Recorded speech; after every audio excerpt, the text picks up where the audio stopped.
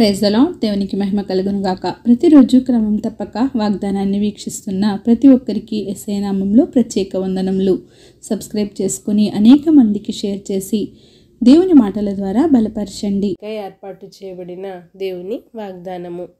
లూకా సువార్త 12వ అధ్యాయము 34వ వచనము. మీ ధనం ఎక్కడ ఉండునో అక్కడనే మీ హృదయము ఉండును. For where your treasure is, there will your heart be also. ఒక ధనవంతుని భూమి సమృద్ధిగా పండినప్పుడు ఆ పంటను సమకూర్చుటకు స్థలము చాలదని అతనికి ఉన్న ధాన్యాన్ని నిల్వ చేసే కొట్లను విప్పి వాటిని గొప్పగా పెద్దగా కట్టించి దానిలో నిల్వ చేయాలని అనుకుంటాడు. తన ప్రాణముతో అంటాడు, విస్తారమైన ఆస్తి సమకూర్చబడి ఉన్నది, సుఖించుము, తినుము, త్రాగుము, సంతోషించుము అని చెప్పుకొన్నాడు. కానీ ఆ రాత్రే దేవుడు, వెర్రివాడా, నీ ప్రాణము నేను అడుగుచున్నాను, నీవు సమకూర్చుకొన్నవి సిద్ధపరచినవి ఎవనివగును? నిజమే, ఆ ధనవంతుడు ఎంతో కష్టపడి తన బిడ్డల కోసం, తన కోసం ఎంతో ధనమును, ధాన్యమును ఎంతో శ్రమాన్ని వెచ్చించి, సమయమును వెచ్చించి, ధనాన్ని వెచ్చించి, ప్రయాసపడి ధాన్యమును కూర్చుకున్నాడు. కానీ అది ఎవరికి ఎంతవరకు ఉపయోగపడుతుంది?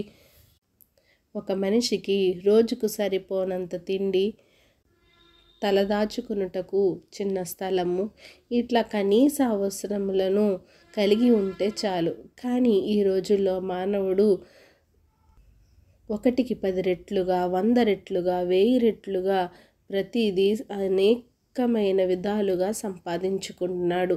ఈ సంపాదించినదంతా ఎవరి కోసమో గుర్తు తెలియక తన ప్రాణమును విడిచి నరకమునకు పోతున్నాడు.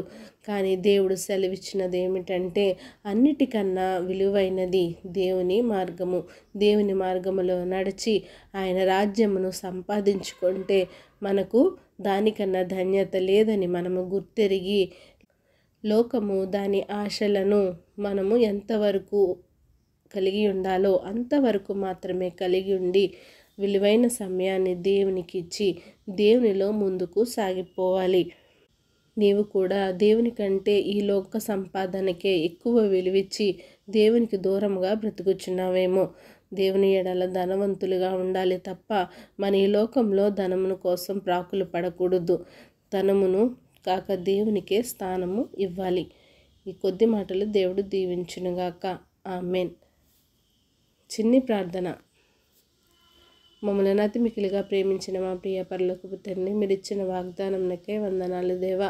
ఎవరైతే ఈ వాక్యాన్ని విన్న వాక్య ప్రకారం వారి జీవితాన్ని సరిచేసుకొని నైనా ఈ వాగ్దానం ప్రకారం నైనా వారు నడుచుకునే భాగ్యాన్ని దయచేయండి. నీకంటే మాకు ఈ లోకంలో ఏది ఎక్కువ కాదయ్యా. ప్రతిదీ నైనా మీ తరువాతే అని గుర్తెరిగి మీకు సమయముని ఇచ్చి మీలో విశ్వాసంతో సాగిపోయే కృపను దయచేయండి. ఎవరైతే మిమ్మల్ని అశ్రద్ధ చేస్తున్నారో వారితో మీరు ఒకసారి మాట్లాడండి. నాయనా, ఈ లోక సంపాదన కంట మీకు ఎక్కువగా విలువిచ్చి మిమ్మల్ని సేవించుకునే భాగ్యాన్ని ప్రతి ఒక్కరికి దయచేయండి. ప్రార్థన ఆసుకొని ప్రతి ఒక్క బిడ్డని సమయంలో జ్ఞాపకం చేసుకొని సరైన సమయంలో వారికి నిండైన ఆశీర్వాదాలు దయచేసి సమస్త ఘనత, మహిమ, ప్రభావం మీరు ఆరోపించుకుంటారని యేసుక్రీస్తు పరిశుద్ధ నామమున ప్రార్థించి అడిగి వేడుకొంచున్నాను మా తండ్రి. ఆమెన్.